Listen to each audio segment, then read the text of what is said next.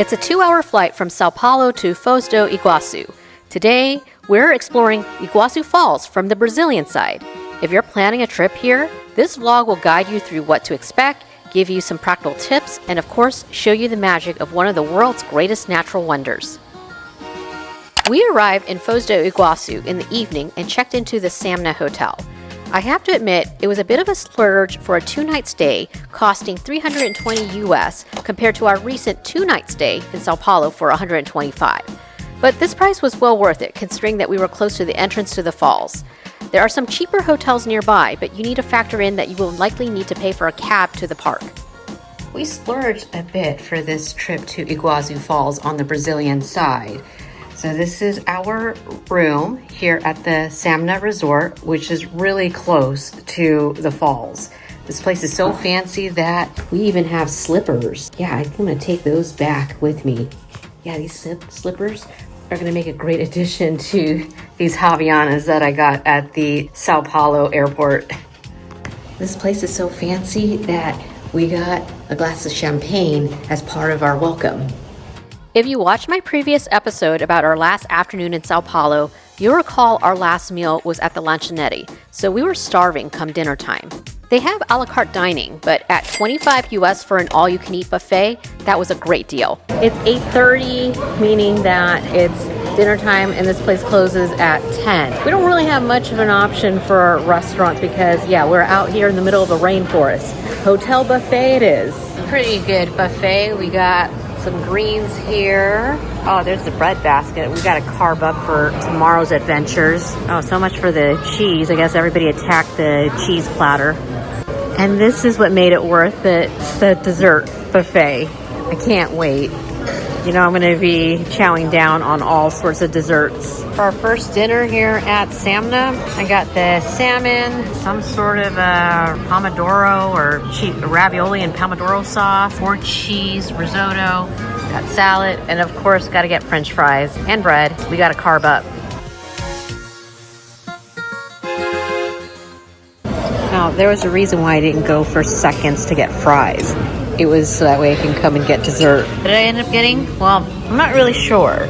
The only thing I recognize is flan, and then there was like this meringue looking thingy, and then some sort of like a strawberry pudding thing, and then I don't know what that custard cake is. Not really sure what that pink thing is, but you know what? It all is gonna look good, or it's all gonna taste good. Breakfast was included in our stay, and after a big breakfast buffet, it was time to head out for the main event. I have to have my sunglasses on because it is sunny and clear. Just a perfect day for exploring the Brazilian side of Iguazu Falls. The reason why I splurged and booked a stay at the Sanma Hotel is that it is a 5-minute walk to the entrance of the park. Time is of the essence. We want to get to the entrance before the lines form because we can already see from our hotel all of these groups already loaded up into their cars. See, we're just exiting our hotel and then we're gonna walk like a quarter of a mile up the road there. Easy peasy walk from our hotel to the entrance of the falls. No need to get a cab had we stayed in the heart of town. As you can see, we are getting closer. There's the bird park and then the cataratas, and that's where we're headed towards. That's the bird park, but we want to go to the park, so it's actually over there. And if you're a high roller, you could take a helicopter tour. Oh, you can also pay for parking if you drove yourself here. Just watch where you're walking if you are walking into the entrance of the park. Almost got hit by a car there. Right now, we are at the official entrance of the park. Just gotta walk like 100 meters up there. Oh, how cool. They have a pool, but right now it's a little too cold to take a dip. It's like in the mid 50s Fahrenheit because we're here at the end of July, which is their winter time. The park opens at 9 and we got here at 9:12. That's good how the lines are short. Good to know that they have lockers here if you need them, but we don't need them.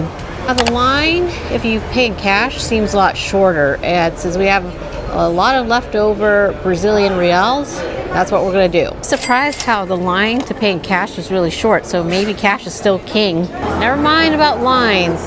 There's a line to get in, and we are supposed to be in Terminal 3. All right, at least we're moving through the line pretty quickly. I think this is the line to get on the bus. Just got our tickets scanned, only to stand in another line.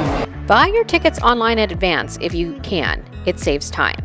And if you want fewer crowds, aim for a weekday and try entering later in the afternoon. Mornings are peak tour group time. All right, I see another bus coming. Woohoo, I think we'll be able to get onto this one. That wait wasn't too long. I would say maybe about 15 minutes. The bus stops at 3 places, but we're gonna take it all the way to the end. We're trying to maximize our time here. Okay, hopefully there'll be a seat for us up there. The good news is I got on the upper deck, but it is pretty crowded. I basically took whatever seat that they had open. And there's Jason over there, socializing, probably trying to get some info. One thing to know about the Brazilian side is that you'll need to take the park shuttle bus, which comes frequently. There are 4 main stops, and each one offers something different. Stop 1, the Pouco Preto Trail. Get off here if you want to do the 9-kilometer trail, but we bypass this one. Stop 2, the Mukoko Safari and Banana Trail. Here's where you'll find the Mukoko Safari boat ride that takes you right under the falls. You'll also find the Banana Trail, a quiet rainforest hike where we spotted monkeys and even capybaras. And a lot of people got off at the second stop. Here we go to the 3rd stop. And I changed sides so that way I can get both sides of the park. Stop 3, the main trail and panoramic views. This is the most popular stop, the start of the Trilha das Cataratas. It's an easy 1.5-kilometer walk along the cliffs with platforms that take you closer and closer to the waterfalls, ending at Devil's Throat. We didn't get off at the 4th stop, but I'll mention it here in case you need easy access. Stop 4, upper viewing deck and elevator. The final stop is where the trail ends. There's an elevator to the top viewing platform, plus a gift shop and cafe. If you need an accessible way to see the falls, this stop is perfect. All right, our stop. The plan is we are going to do the Trail of the Cataratas, or Trilha das Cataratas. Sorry, my Portuguese is pretty bad. So it is supposed to be a 1.5-kilometer walk. Shouldn't take us too long and should give us the highlights of Iguazu Falls. But if you have more time, I guess you could do some of the other hikes. I don't think we'll get to them today. I just basically wanted to get to Devil's Throat. It's supposed to be a pretty easy hike. It's mostly paved, and it's going to take us 90 minutes to complete it. Now, if you're a real high roller, you would stay in the hotel inside the park. I think it's the Hotel das Cataratas. I would assume that the park entrance is included if you stay at that hotel. First things first, we're here at Devil's Throat, and oh my goodness. Oh my gosh, we're gonna be here for a while before we start our hike. I mean, we traveled halfway across the world for this. Correction, this is not Devil's Throat, which I will show later. I got caught up in the excitement because I've never seen a waterfall network like this, and I've been to Niagara Falls before. One thing to note is that 80% of the waterfalls are on Argentina's side, but we're standing in Brazil and enjoying the views. So I'm standing here in Brazil, but if you look over there, that is Argentina. So that's another hike that you could do from the Argentinian side, which we will do either tomorrow or the day after. I haven't figured out the itinerary yet. Seriously, I could spend all day here just watching the falls. It is spectacular, and I can't believe I get to do this. I've been wanting to do this for a long time. I see the safari boat just disappeared out there, but yeah, they do say they get close to the water and get wet, which again, I didn't want to do it today because it is cooler today. Yeah, I love it. They sell popcorn here right by the falls because you got a show, nature's show. Now we're going to start the hike at the Trilha das Cataratas, or the Cataratas Trail, waterfall trail.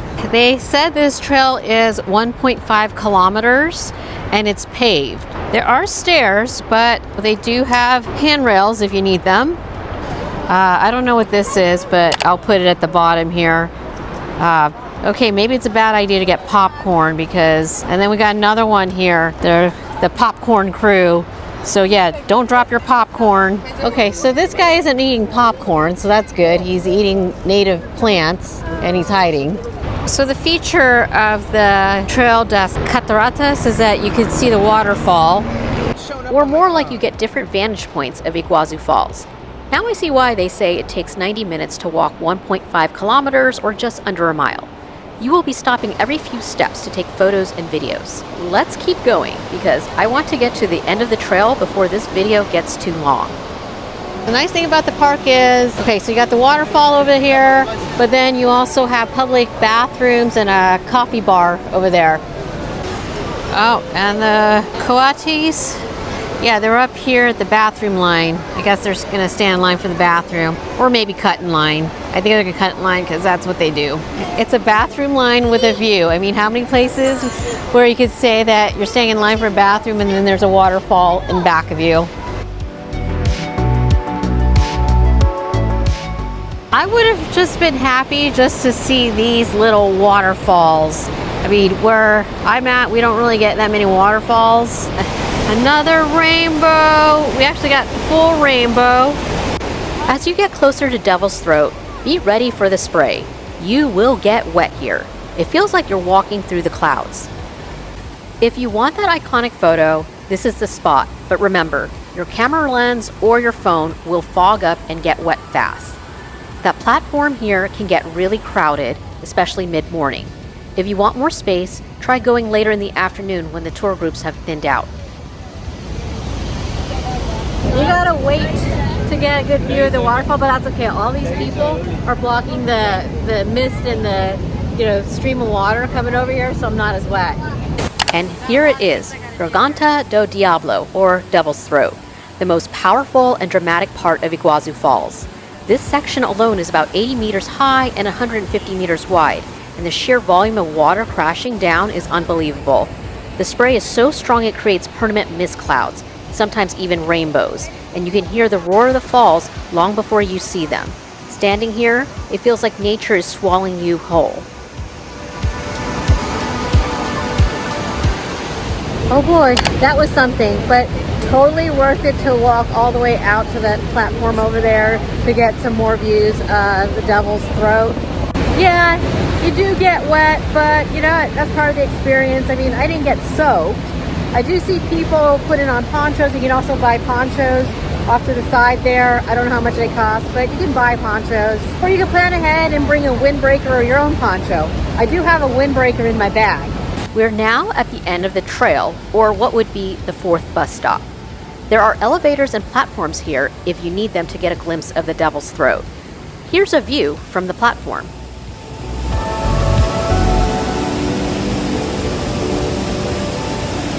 I wonder how many tour groups Iguazu Falls gets. I mean, it's just buses and more buses, and there are buses behind me that you don't see.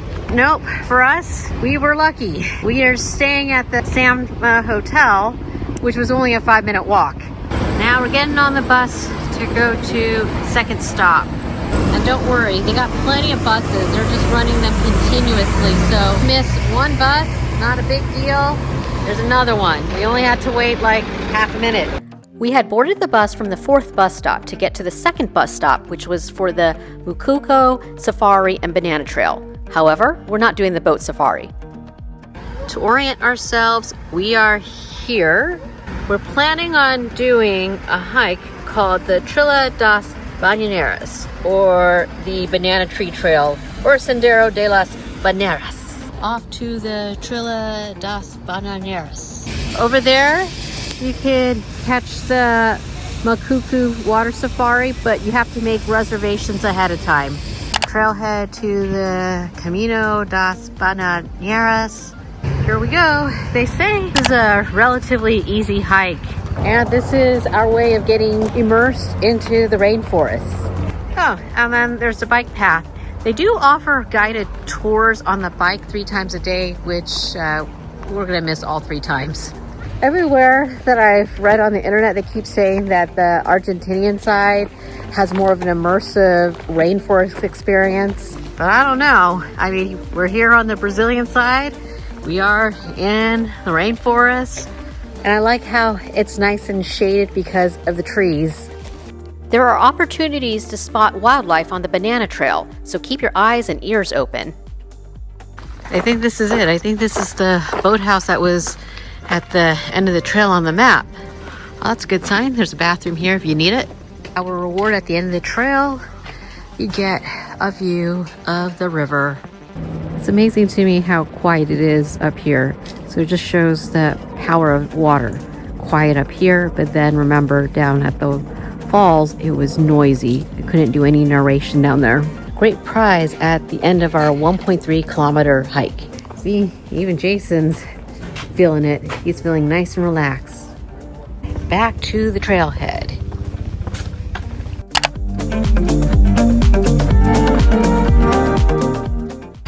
Oh my gosh, it's a monkey. Oh my goodness. That's what I heard earlier. I think there's another one behind me.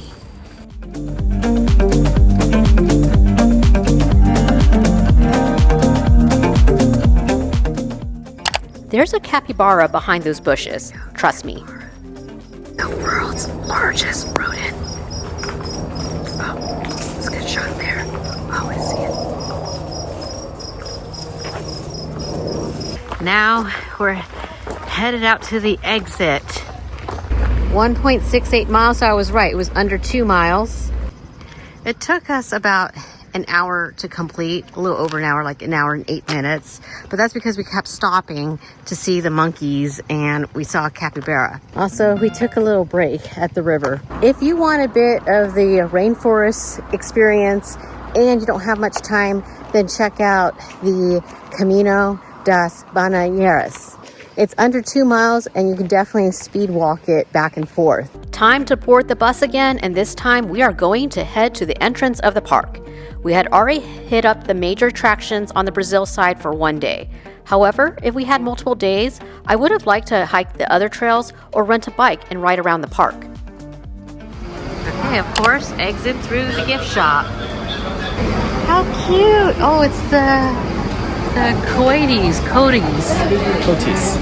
It's a capybara. That's what they look like. And it has a bow. All right, I think we'll go get this critter, yellow, for Brazil. Mission accomplished. We got something for our mantle at home. That is amazing how in the afternoons the lines are much shorter. So maybe that's something to consider. What's a park without restaurants? There were restaurants at pretty much at most of the bus stops, but we got snacks at the one at the entrance before leaving the park. We finally got our acai bowl in Brazil because you can't leave Brazil without having one. Good thing that the snack bar at Iguazu Falls in Brazil has one. And then we also got coffee because, it's that time of day. In reality, we spent about half the day at Iguazu Falls because we wanted to get to the bird park outside the park before it closes. We're going to cross the street from Iguazu Falls Park to Parque das Aves, or basically the bird park. It's a separate entry fee because it's not associated with Iguazu Falls. This is an extra excursion, so this is not mandatory. If you do plan on visiting it, make sure to budget out your time. Not much of a labyrinth. It's more like one direction only. So excited to see all sorts of birds, and we have about half an hour to go through this whole park. Yeah, I don't know what's up with these like red dye 40 flamingos. I don't know too much about flamingos. I know they turn pink because they eat shrimp or crustaceans, and then whatever protein's in it gives them that pink coloring. Well, actually, it's the iron. So Jason just told me it's a bare-faced curassow. Never seen a bird with a beak that blue before. No, that's not an African gray, it's green. It's a parrot. I didn't see that. Yeah, it's a parakeet, right? Here is the scarlet ibis again, outside, not in a cage like earlier. They have turtles despite this being a bird park. That is a toucan, and I don't think I've ever seen one out in the open like this. I know we're in an encaged area, but the only other time I've seen a toucan was when I went diving in Honduras, or the owner of the dive shop had a toucan in her cage. After seeing that toucan, I have a sudden craving for Fruit Loops. Okay, so what you see before you is the harpy eagle. The reason why this bird is so fascinating, it's the largest bird of prey in the rainforest. It flies silently. Its nickname is the Phantom of the Forest. I've been to other aviaries before, but this one is something else. This has got to be my favorite experience. Now, I'm not a huge bird fan. I don't really care for birds all that much. But what I like about this is that, I mean, it's just not the birds that are in cage like they usually are when you go to an aviary. These are massive enclosures that you get to participate in, like you're encaged with them. And it really hits you personally when you get to see the birds up close with why you're trying to save the environment, why you're trying to, do little things such as recycle, don't waste so much. This is not Sesame Street. Yeah, it's Brazil, and you're seeing a cassawary, and these guys are native to Australia. It's a big bird, like an ostrich, but not as big as an ostrich, but pretty big. Apparently, these guys are pretty bad-tempered. You don't want to get into a fight with them because they could seriously hurt you. Yeah, look at those feet. They're powerful feet. They probably run somewhat fast, but they're strong. I mean, one swipe of their feet can seriously hurt you. Even though it's 5:38 and the park closes at 4:30, doesn't matter. The cafe is still open. And I feel fortunate that they didn't kick us out, or I didn't feel rushed. I didn't feel like they sent anybody to kind of like hurry us along. But there is one downside to visiting it so late in the afternoon. The sun goes down and it's kind of hard to see the birds. And of course, got to exit through the gift shop. Oh no. Jason's all excited about this one. Harpy eagle slippers. That is it for our visit to the bird park, or Parque das Aves. It's the end of the day and we are tired after our 2 hikes in Iguazu Falls and checking out the bird park. I'm so grateful that we only had a 5-minute walk to our hotel instead of having to worry about hailing a cab or taking a bus into town. Before we turn in for the evening, I did want to point out one interesting feature of the Sanma Hotel.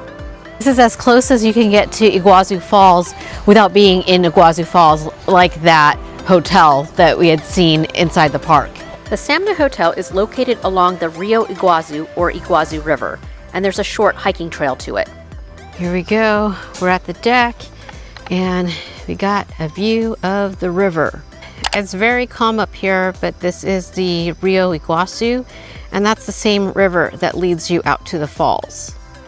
I probably should have done more of a review of the Sanma Hotel because it's a resort. They do offer spa services, and of course you can spend a lazy day at the pool. Let me say that it does feel like paradise here if you want to turn the trip to Iguazu Falls into a relaxing vacation. I do feel that you get a good value compared to, let's say, a resort in Hawaii. We were exhausted after that impromptu mini hike to Rio Iguazu, so it was back to the hotel buffet for dinner. And that wraps up our day on the Brazilian side of Iguazu Falls. From the sweeping panoramic views to getting misted at Devil's Throat, this side gives you the big picture of just how massive this natural wonder really is. If you're planning your visit, my biggest tips are: get there early to beat the crowds, wear layers and bring a poncho, and don't forget to slow down and enjoy the wildlife and rainforest trails along the way. Okay, we're definitely turning in for the night.